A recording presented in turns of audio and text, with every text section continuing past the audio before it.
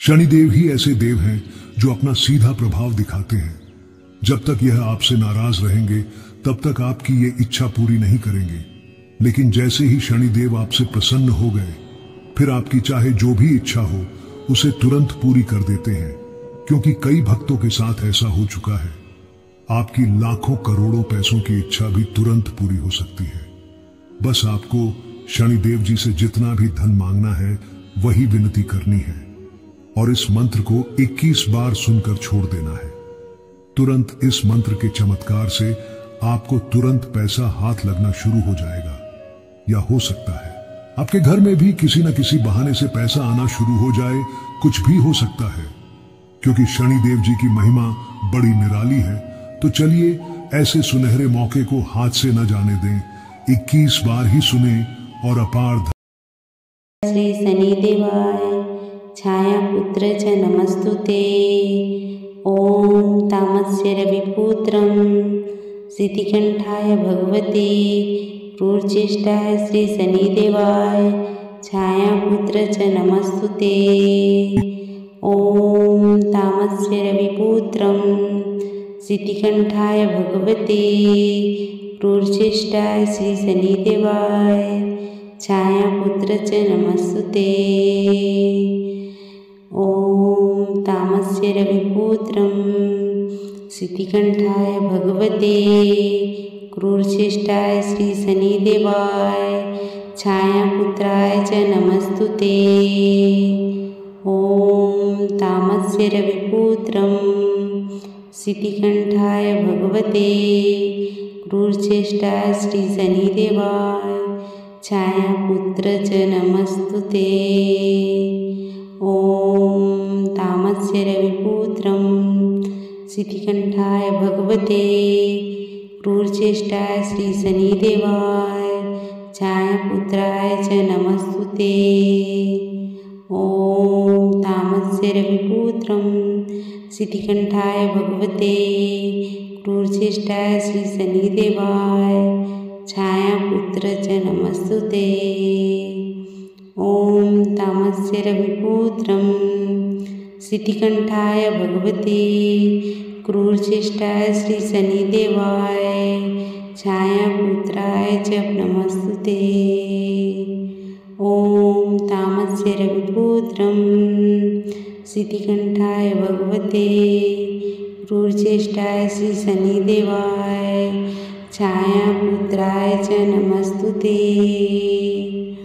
ओम तामस्य रविपुत्रं सिद्धिकंठाय भगवते क्रूरचेष्टाय श्री शनिदेवाय छाया पुत्राय च नमस्तुते। ओम तामस्य रविपुत्रं सिद्धिकंठाय भगवते क्रूरचेष्टाय श्री शनिदेवाय छाया पुत्राय च नमस्तुते। ओम तामस्य रविपुत्रं सिद्धिकंठाय भगवते क्रूरचेष्टाय श्री शनिदेवाय छाया पुत्राय च नमस्तुते। ओम तामस्य रविपुत्रं सिद्धिकंठाय भगवते क्रूरचेष्टाय श्री शनिदेवाय छाया पुत्राय च नमस्तुते। ओम तामस्य रविपुत्रं सिद्धिकंठाय भगवते क्रूरचेष्टाय श्री शनिदेवाय छाया पुत्र च नमस्तुते। ओम तामस्य रविपुत्रं सिद्धिकंठाय भगवते क्रूरचेष्टाय श्री शनिदेवाय छाया पुत्राय च नमस्तुते। ओम तामस्य रविपुत्रं सिद्धिकंठाय भगवते क्रूरचेष्टाय श्री शनिदेवाय छाया पुत्राय च नमस्तुते। ओम तामस्य रविपुत्रं सिद्धिकंठाय भगवते क्रूरचेष्टाय श्री शनिदेवाय छाया पुत्राय च नमस्तुते। ओम तामस्य रविपुत्रं सिद्धिकंठाय भगवते क्रूरचेष्टाय श्री शनिदेवाय छायापुत्राय च नमस्तुते। ॐ तामस्य रविपुत्रं सिद्धिकंठाय भगवते क्रूरचेष्टाय श्री शनिदेवाय छायापुत्राय च नमस्तुते। ॐ तामस्य रविपुत्रं सिद्धिकंठाय भगवते क्रूरचेष्टाय श्री शनिदेवाय छायापुत्राय च नमस्तुते। ॐ तामस्य रविपुत्रं सिद्धिकंठाय भगवते क्रूरचेष्टाय श्री शनिदेवाय छायापुत्राय च नमस्तुते। ॐ तामस्य रविपुत्रं सिद्धिकंठाय भगवते क्रूरचेष्टाय श्री शनिदेवाय छायापुत्राय च नमस्तुते। ॐ तामस्य रविपुत्रं सिद्धिकंठाय भगवते क्रूरचेष्टाय श्री शनिदेवाय छायापुत्राय च नमस्तुते। ॐ तामस्य रविपुत्रं सिद्धिकंठाय भगवते क्रूरचेष्टाय श्री शनिदेवाय छायापुत्राय च नमस्तुते। ॐ तामस्य रविपुत्रं सिद्धिकंठाय भगवते क्रूरचेष्टाय श्री शनिदेवाय छायापुत्राय च नमस्तुते। ॐ तामस्य रविपुत्रं सिद्धिकंठाय भगवते क्रूरचेष्टाय श्री शनिदेवाय छायापुत्राय च नमस्तुते। ॐ तामस्य रविपुत्रं सिद्धिकंठाय भगवते क्रूरचेष्टाय श्री शनिदेवाय छायापुत्राय च नमस्तुते। ॐ तामस्य रविपुत्रं सिद्धिकंठाय भगवते क्रूरचेष्टाय श्री शनिदेवाय छायापुत्राय च नमस्तुते। ॐ तामस्य रविपुत्रं सिद्धिकंठाय भगवते क्रूरचेष्टाय श्री शनिदेवाय छायापुत्राय च नमस्तुते। ॐ तामस्य रविपुत्रं सिद्धिकंठाय भगवते क्रूरचेष्टाय श्री शनिदेवाय छायापुत्राय च नमस्तुते। ॐ तामस्य रविपुत्रं सिद्धिकंठाय भगवते क्रूरचेष्टाय श्री शनिदेवाय छायापुत्राय च नमस्तुते। ॐ तामस्य रविपुत्रं सिद्धिकंठाय भगवते क्रूरचेष्टाय श्री शनिदेवाय छायापुत्र च नमस्तुते।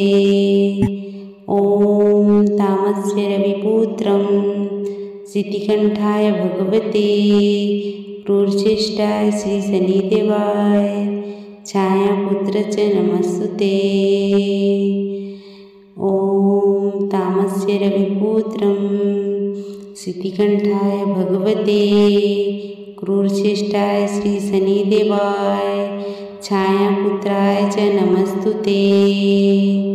ॐ तामस्य रविपुत्रं सिद्धिकंठाय भगवते क्रूरचेष्टाय श्री शनिदेवाय छायापुत्र च नमस्तुते।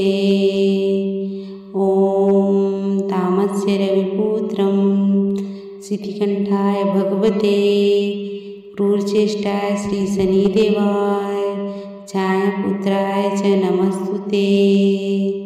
ॐ तामस्य रविपुत्रं सिद्धिकंठाय भगवते क्रूरचेष्टाय श्री शनिदेवाय छायापुत्र च नमस्तुते। ॐ तामस्य रविपुत्रं सिद्धिकंठाय भगवते क्रूरचेष्टाय श्री शनिदेवाय छायापुत्राय च नमस्तुते। ॐ तामस्य रविपुत्रं सिद्धिकंठाय भगवते क्रूरचेष्टाय श्री शनिदेवाय छायापुत्राय च नमस्तुते।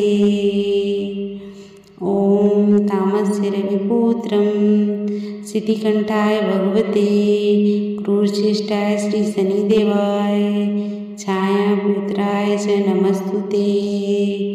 ॐ तामस्य रविपुत्रं सिद्धिकंठाय भगवते क्रूरचेष्टाय श्री शनिदेवाय छायापुत्राय च नमस्तुते। ॐ तामस्य रविपुत्रं सिद्धिकंठाय भगवते क्रूरचेष्टाय श्री शनिदेवाय छायापुत्राय च नमस्तुते। ॐ तामस्य रविपुत्रं सिद्धिकंठाय भगवते क्रूरचेष्टाय श्री शनिदेवाय छायापुत्राय च नमस्तुते। ॐ तामस्य रविपुत्रं सिद्धिकंठाय भगवते क्रूरचेष्टाय श्री शनिदेवाय छायापुत्राय च नमस्तुते। ॐ तामस्य रविपुत्रं सिद्धिकंठाय भगवते क्रूरचेष्टाय श्री शनिदेवाय छायापुत्राय च नमस्तुते। ॐ तामस्य रविपुत्रं सिद्धिकंठाय भगवते क्रूरचेष्टाय श्री शनिदेवाय छायापुत्राय च नमस्तुते। ॐ तामस्य रविपुत्रं सिद्धिकंठाय भगवते क्रूरचेष्टाय श्री शनिदेवाय छायापुत्राय च नमस्तुते।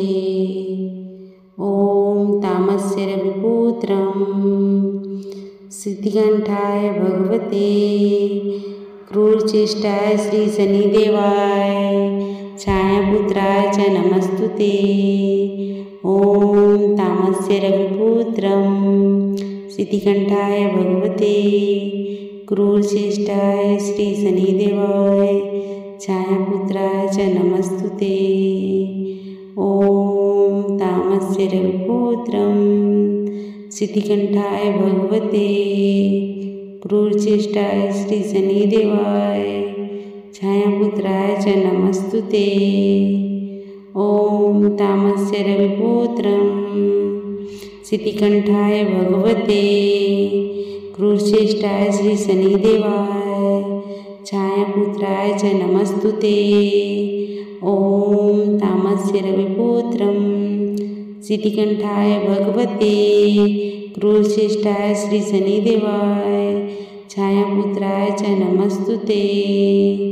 ॐ तामस्य रविपुत्रं सिद्धिकंठाय भगवते क्रूरचेष्टाय श्री शनिदेवाय छायापुत्राय च नमस्तुते।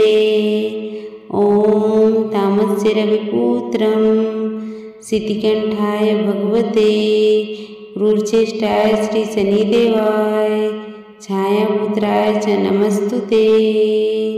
ॐ तामस्य रविपुत्रं सिद्धिकंठाय भगवते क्रूरचेष्टाय श्री शनिदेवाय छायापुत्राय च नमस्तुते। ॐ तामस्य रविपुत्रं सिद्धिकंठाय भगवते क्रूरचेष्टाय श्री शनिदेवाय छायापुत्राय च नमस्तुते। ॐ तामस्य रविपुत्रं सिद्धिकंठाय भगवते क्रूरचेष्टाय श्री शनिदेवाय छायापुत्राय च नमस्तुते। ॐ तामस्य रविपुत्रं सिद्धिकंठाय भगवते क्रूरचेष्टाय श्री शनिदेवाय छायापुत्राय च नमस्तुते। ॐ तामस्य रविपुत्रं सिद्धिकंठाय भगवते क्रूरचेष्टाय श्री शनिदेवाय छायापुत्राय च नमस्तुते। ॐ तामस्य रविपुत्रं सिद्धिकंठाय भगवते क्रूरचेष्टाय श्री शनिदेवाय छायापुत्राय च नमस्तुते।